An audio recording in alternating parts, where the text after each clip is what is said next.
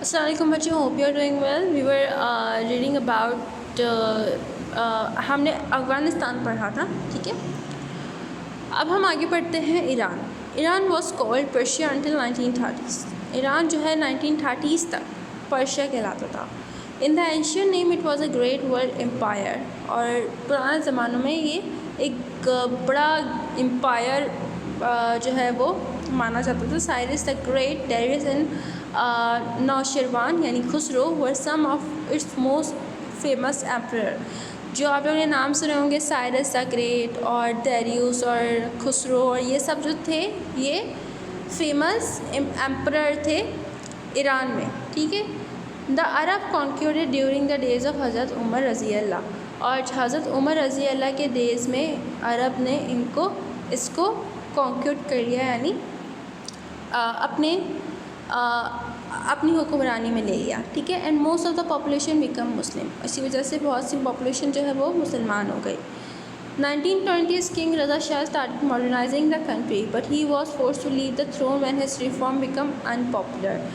फिर king Reza Shah आए जिन्होंने इस कंट्री को थोड़ा मॉडर्नाइज़ करना शुरू किया, लेकिन उनको भी फिर जाना पड़ा क्योंकि उनके जो रिफॉर्म्स हैं, उनके जो हुक्म थे वो इतने ज़्यादा पॉपुलर नहीं हुए, यानी माने नहीं गए। His son rule for many years. लेकिन उनके जो बेटे थे उन्होंने अच्छा खासा रूल किया, हुक्मरानी की।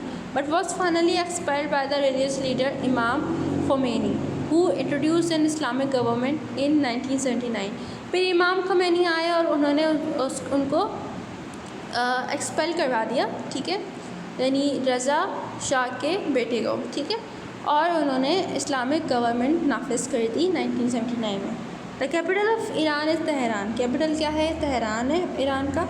The official language is Persian. Official language क्या है? पर्शियन है। Which was an important international language in the old days. Today the most important natural resources of Iran are petroleum and natural gas. Persian जो है बहुत ज़्यादा important language मानी जाती थी पुराने वक्तों में, लेकिन नॉट एनी मोर, इतना ज़्यादा अब नहीं मानी जाती, ठीक है।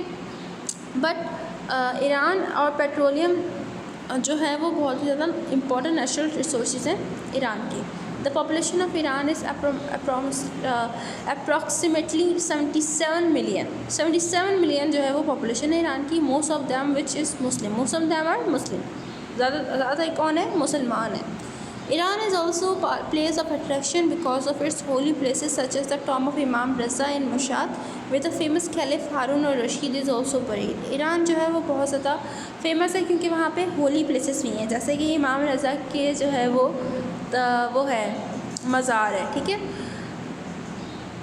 And his sister Fatima Masuma in Qom, as well as its beautiful nature and historical places. बहुत ज़्यादा ब्यूटीफुल मतलब प्लेसेस भी हैं वहाँ पे, और हिस्टोरिकल प्लेसेस भी हैं। और उनकी जो इमाम रज़ा थे उनकी बेटी भी वहीं पे, उनका भी वहीं पे दफन है, ठीक है। अच्छा, organisation of the Islamic conference, उसको हम कहते हैं OIC। ये क्या है? In 1969 the leader of the Muslim world decided to form an organisation to promote solidarity. 1969 में मुसलमान दुनिया के जो है वो लीडर्स थे, उन्होंने एक ऑर्गेनाइजेशन कायम करना चाहिए ताकि वो सॉलिडेरिटी प्रमोट कर सकें, यानी रहम दिली और ये सब, ठीक है। The organisation of the Islamic conference meets every 3 years। हर 3 साल मिलते हैं ये लोग। And its objective is to develop economic, social, culture and scientific cooperation between the Islamic countries of the world. इनका मेन मकसद क्या है कि वो इकोनॉमिक डेवलपमेंट, यानी इकोनॉमिक, जो मैंने बताया था इकोनॉमिक क्या होती है, इकोनॉमिक मुल्क की इकोनॉमिक क्या होती है, वो ये है कि पैसा कितना आ रहा है, कहाँ से आ रहा है, कैसा आ रहा है, ये सब, ठीक है। तो सोशल कल्चर और साइंटिफिक ऑपरेशन, इन सब ये जो सारे जो हमारे ये डिपार्टमेंट्स होते हैं, कल्चर हो गया, सोशल हो गया, इन सब के बारे में डिस्कस कर सकें और जो है क्या कर सकें बिटवीन द, मतलब मीट्स, इसमें ऑब्जेक्टिव को डिस्कस कर सकें, ठीक है। एक इत्तेहाद पैदा करने की चीज़ है ये, ठीक है। फ़लस्तीन, Afghanistan, Muslim minorities, African liberation movement and human rights are among the main issues on the OIC agenda. OIC का एजेंडा क्या है? इन सब चीज़ों पे आवाज़ उठाना, जैसे कि ह्यूमन राइट्स हो गए, इंसानी हकूक़ हो गए, या फिर मुसलमान मुल्कों के इत्तेहाद हो गया। It also aims to form an Islamic development bank, और इस्लामिक बैंक जो होते हैं वो भी यहीं से स्टार्ट हुए हैं। दो which the richer Islamic countries could offer loan to the poor ones, और जो कुछ अच्छी बड़ी इस्लामिक रिच कंट्रीज़ हैं, अमीर कंट्रीज़ हैं, वो क्या करती हैं कि जो गरीब होते हैं उनको लोन भी प्रोवाइड करती हैं। And a common market of the Muslim for the Muslim world. The headquarters of the OIC are in Jeddah. जो हेड क्वार्टर है, यानी जो शुरुआत हुई थी, ये जो हेड क्वार्टर है वो कहाँ पे है? सऊदी अरेबिया में है, यानी जद्दा में है। ठीक है, जद्दा जो है वो सऊदी अरेबिया का सबसे बड़ा शहर है। Turkey was the central of the Great Ottoman Empire which ruled over part of Asia, Europe, Africa in the 16-17 centuries. Turkey जो था वो ऑटोमन, आप लोग ने अर्तगल तो देखा होगा, तो अर्तगल में क्या है? अर्तगल जो है वो ऑटोमन जो उस्मान था, यानी जो ऑटोमन जिसको हम कभी अत्तमान कहते हैं, कभी उस्मान कहते हैं, कभी ऑटोमन कहते हैं, तो वो एम्परर था। ठीक है, जब वो उसने एम्पायर की वहाँ पे हुकूमत की, वहाँ पे वो किसका बेटा था? वो अर्तगल का बेटा था। ठीक है, तो विच रूल्ड ओवर, उसने कहाँ हुकूमत की? एशिया में की, यूरोप में की, अफ्रीका में की, 17 और 16 सेंचुरी में। Later the decline of the empire, most of the conquered land regain the freedom. उसके बाद जो है क्या हुआ कि उन्होंने उनकी जो हुकूमत थी वो इतनी ज़्यादा रही नहीं, लेकिन उन्होंने आज़ादी हासिल कर ली। And at one time Turkey itself was threatened by European power, और एक वक्त था जब यूरोपियन पावर जो है वो टर्की को बहुत ज़्यादा धमकियाँ देते थे।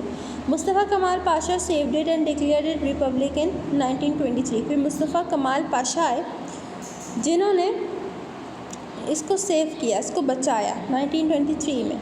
He was strongly influenced by modern ideas and declared Turkey a secular state. यही पहले जो टर्की था वो इतना ज़्यादा मतलब सेक्युलर नहीं था, इतना ज़्यादा इस्लाम की तरफ नहीं था, इस्लाम की तरफ था। ठीक है, इतना ज़्यादा मॉडर्न नहीं था। तो फिर मुस्तफ़ा कमाल पाशा आए और उन्होंने इसको सेक्युलर स्टेट बना दिया, यानी उसको मॉडर्नाइज कर दिया। ठीक है, और a state where religion does not influence politics. ये स्टेट, सेक्युलर स्टेट वो होती है जब एक रिलीजन जो है वो पॉलिटिक्स को इन्फ्लुएंस नहीं करता। ठीक है, यानी आपकी मर्ज़ी है, आप फॉलो करो, रिलीजन को ना करो, आप पे ऊपर ज़ोर ज़बरदस्ती नहीं है। ठीक है, and the introduce several new concept. He was called Ataturk और the father of the Turkish nation. Ataturk उसको कहा जाता था, और उसको ये भी कहा जाता था कि ये फादर है टर्किश नेशन का। ठीक है,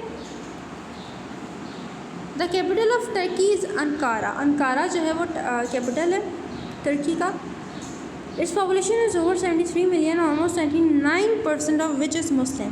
99% जो है वो मुस्लिम है, और 73 मिलियन जो है वहाँ पे वो क्या है? पॉपुलेशन है। Some Christians and Jews also live in the country. कुछ क्रिश्चियंस और ज्यूज़ यानी यहूदी भी इस कंट्री में रहते हैं। The official language is Turkish. तुर्की जो है वो ऑफिशियल लैंग्वेज है। The country is mainly agriculture but also produce important minerals. ये टर्की वैसे तो एग्रीकल्चर भी पैदा करती है, लेकिन यहाँ पे मिनरल्स भी पैदा होते हैं, यानी सब्जियों के अलावा भी यहाँ पे मिनरल्स पैदा होते हैं, जैसे कि ऑयल हो गया, कोयल हो गया, गोल्ड हो गया, सिल्वर हो गया। ठीक है, थैंक यू। अगर आप लोग को समझ आया है तो please if you haven't understand anything in it so you can ask me in inbox, और अगर समझ आया तो please focus on previous topic and next topic. Thank you.